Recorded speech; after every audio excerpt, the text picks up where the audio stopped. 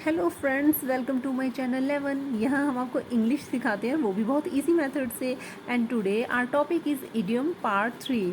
I have already uploaded 2 videos on idiom and if you have not watched them yet, kindly watch them. And idiom part 3, we are going to learn some new and interesting idioms. Before starting, I would like to introduce about idiom. Idiom के बारे में मैं आपको ये बताना चाहती हूँ कि इडियम हमारे मुहावरे होते हैं जो कि हम अपनी भाषा को और अधिक इंटरेस्टिंग बनाने के लिए इनका यूज़ करते हैं। इडियम को किसी भी भाषा के अंदर क्यों इतना ज़्यादा इंपॉर्टेंस दिया जाता है? देखिए, इसके पीछे एक ही रीज़न होता है कि क्योंकि हम जब भी कोई भाषा सीख रहे होते हैं तो उसको ट्रांसलेट करते हैं अपनी भाषा के अंदर। लेकिन इडियम्स एक ऐसा हमारा टॉपिक है कि इसमें जो वर्ड्स हमारे सामने होते हैं ये दिखने में कुछ और होती है और इनका मीनिंग कुछ और ही दिख रहा होता है, इनका मीनिंग कुछ और ही होता है। ऐसे स्टूडेंट्स जो स्पोकन इंग्लिश की प्रैक्टिस कर रहे हैं उनके लिए बोल चाल के अंदर वो क्या बोल रहे हैं उनको मीनिंग इसका बहुत ही ज़्यादा क्लियर होना चाहिए। अदरवाइज़ आप क्या बोल रहे हैं और आप क्या बोलना चाह रहे हैं, इन दोनों में डिफरेंस आ जाएगा। तो बिना कोई देर किए सबसे पहले स्टार्ट करते हैं हमारी आज की इडियम 1। सबसे पहले हमारे पास है टू ब्रेक द आइस। अब देखिए, इसके मीनिंग से ही आपको लग रहा होगा कि ब्रेक द आइस मीन्स कि आइस बर्फ़ एंड ब्रेक मीन्स तोड़ना, कि बर्फ़ को तोड़ने के बारे में बात की जा रही है। लेकिन नहीं, इसका मतलब ऐसा बिल्कुल नहीं है। इसका मतलब है टू मेक अ बिगनिंग, यानी कि शुरुआत करना। किस चीज़ की शुरुआत करना? शुरुआत तो देखिए किसी भी चीज़ की हो सकती है, लेकिन 90% ना इस इडियम का यूज़ किया जाता है चुप्पी तोड़ने के लिए, यानी कि बातचीत की शुरुआत करने के लिए। Sam broke the ice by saying sorry. मान लीजिए कि दो लोग हैं और जिसमें से कि एक सैम है और उनका आपस में झगड़ा हो गया है and they are not talking to each other any more. वो आपस में एक दूसरे से बात नहीं कर रहे हैं, चुपचाप बैठे हैं। लेकिन सैम ने सॉरी बोल के बात की शुरुआत की, तो फिर उनके जो फ्रेंड हैं उन्होंने भी फिर आगे सॉरी बोल दिया और उन्होंने अपनी अपनी गलती मानी। बातचीत हुई और बातचीत में उनकी बातें आगे बढ़ रही हैं। तो लेकिन शुरुआत किसने की? शुरुआत सैम ने की। तो सैम ने क्या किया? Sam broke the ice, right. चलिए नेक्स्ट इडियम की तरफ। Bread buttered on both side, it means very lucky.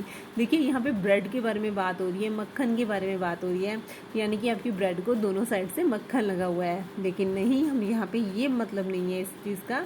इसका मतलब है वेरी लकी, बहुत ही लकी है। हिंदी में एक कहावत है, दोनों हाथों में लड्डू।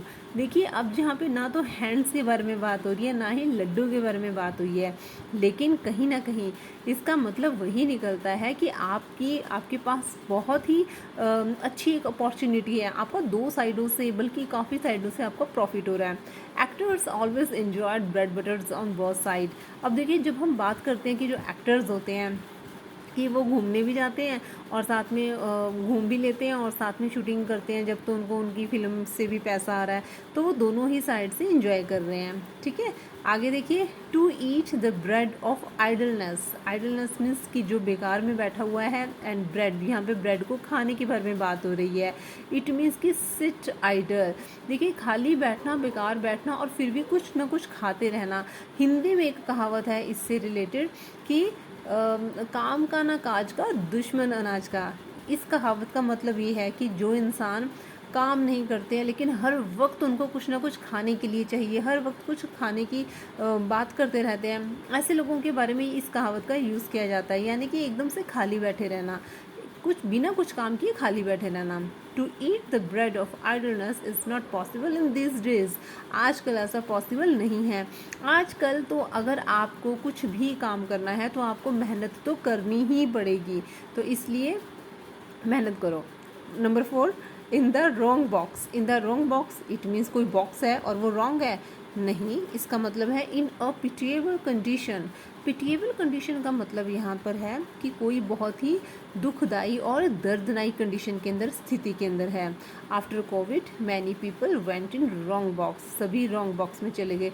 रॉन्ग बॉक्स से रिलेटेड हम यहाँ पर ये सोच सकते हैं, हमारे दिमाग में ये बात आ सकती है कि शायद कोई गलत रास्ते पर जा रहा है, या फिर किसी ने कोई चॉइस कुछ गलत चूज़ कर लिया है, गलत डिसीजन लिया है। लेकिन नहीं, यहाँ पे हम किसी इंसान की गलत यानी कि विपरीत परिस्थितियों के बारे में बात कर रहे हैं।